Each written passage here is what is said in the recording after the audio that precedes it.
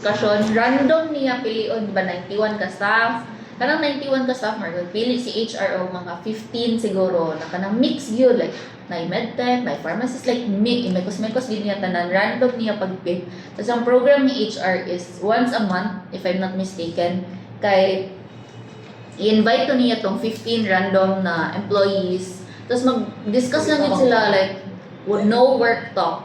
Like ano ganap mo? Ako sir, ginagadagan ko. Actually, kasali si Sir RVP for the president, the HR, and the katong random ng employees. Kana mga maintenance. Kasi yung ganap mo, ay ano ko, sideline pag ko hinganan. Among boss. Ako, nagadagan ko every week. Ganyan na siya. So, marag no work talk.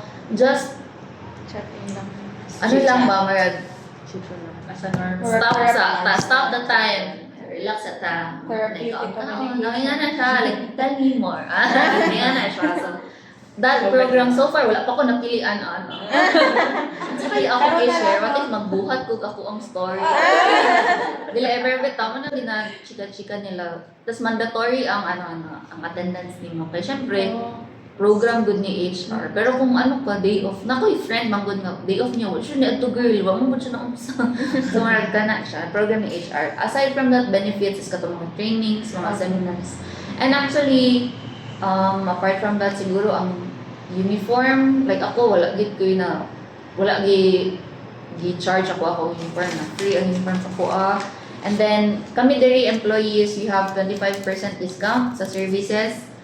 Wala except the medications, kay medication, madiscountan. Sa services lang like tests, labs, check-up, libre ay 25% ang mga discount na.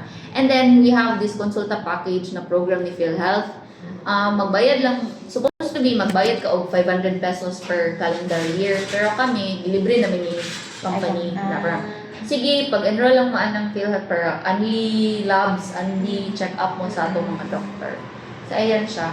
And then, if for example, immediate family, may discount din. Like, for example, ako, single ko, so akong immediate family is akong parents and akong brothers. So, parang, kung 25% ang employee, parang 10% lang yata ang immediate family. Pero may discount. Ano siya. So, aside from that, so let's say, dako kayo kag medical charge, pwede na rin mo, like, sabutan with the finance head kung pwede 2 gives, pwede 3 gives. Ana ba, like, ang ilang wait yung kung 6K imong bill, isa kasunduan na ni mo ipal, tas 2,000 na mabili. Kasad, pero pwede na naman na siya makamyo, Pero state kasi yung iba na medical charge, pwede na sige, 2 gives lang 3 gives. Parang nagkuhan ba, nag-8 na tasya, 2 gives. Kaya na siya kung ano ba. Pero, wala mang good jud gina ka ng strictly pugnan ang mga employees nila. So like I said earlier, open contract ng with me.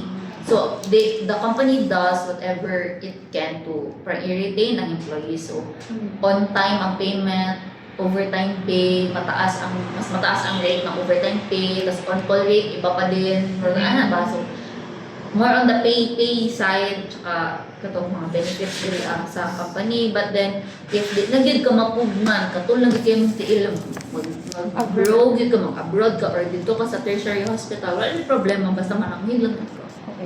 Wala yung ka ng, nagagya pa ng render of 30 days, kay it's parang, courtesy na lang mo ba na tagaan of time sa company tulong someone to replace you, pero kung hindi good, approve. Ano rin ay, anong dili man, anong pag nakit sa daily para approve.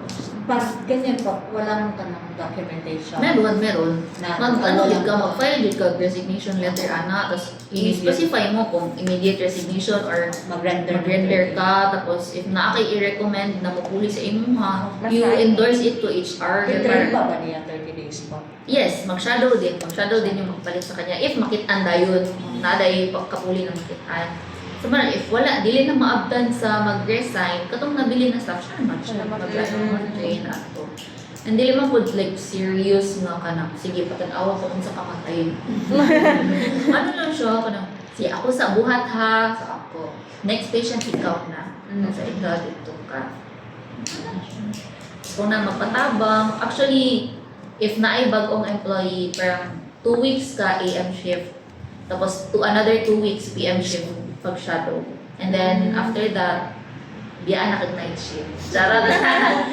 Pero ako, na-ambush siguro ako na time kay like, ano pa lang, second week pa lang na ako sa work. Hulo, may absent ang night shift, tapos ang kauban ng senior kay halagang, naaboy ako lagaw mo. Ano lang isa. Tapos ako, wala siya ko natulog. Walay patient. Hanggang 7 a.m. walay patient. Thank you, Lord.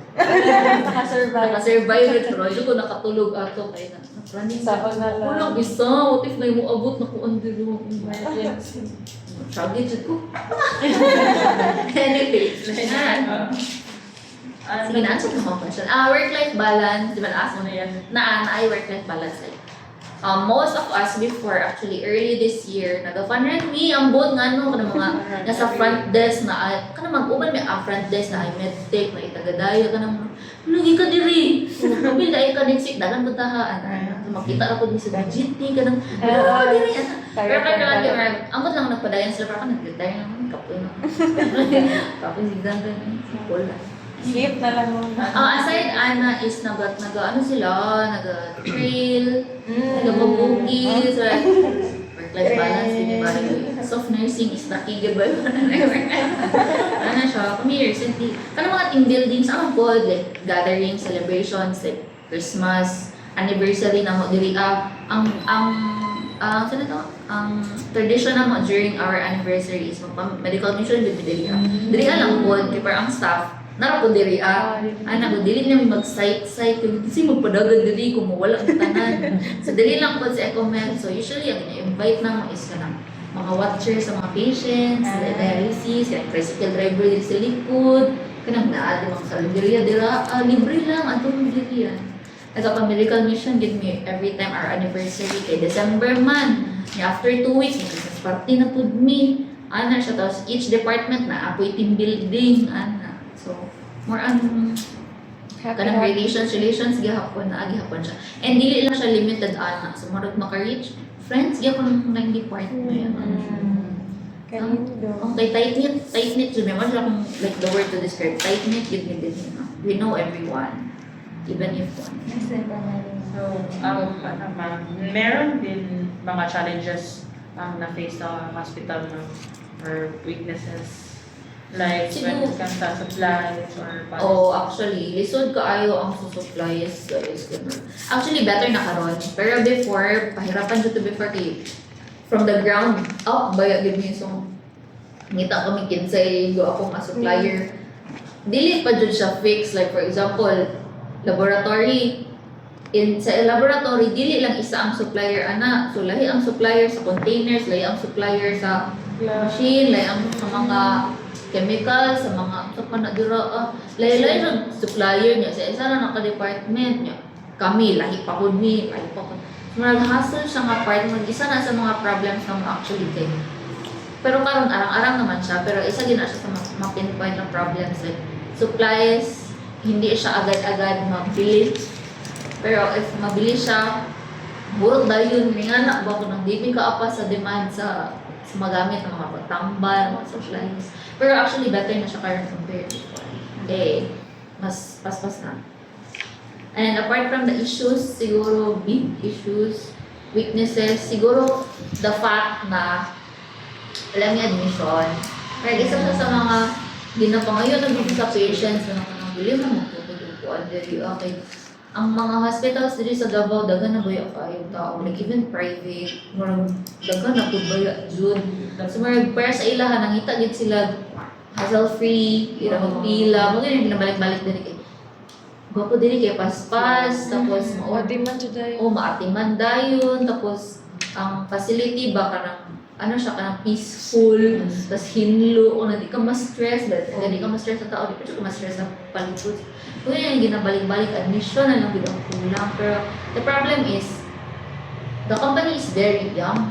Imagine na 4 years old pa ang mag 4 years old pa siya this December. So for a company to venture out agad sa admission na concept, it's a very big leap for them. So try nila to study, feasibility study, kung magkano ang mga gastos natin, kung magkano ay ilan kayo yung patient na magdating, pila ka staff atong idungag na pasunduan na pud nato. So murag for them murag uy dili pa kaayo anak pa kayo siya. This is the demand of the admission na concept and apat na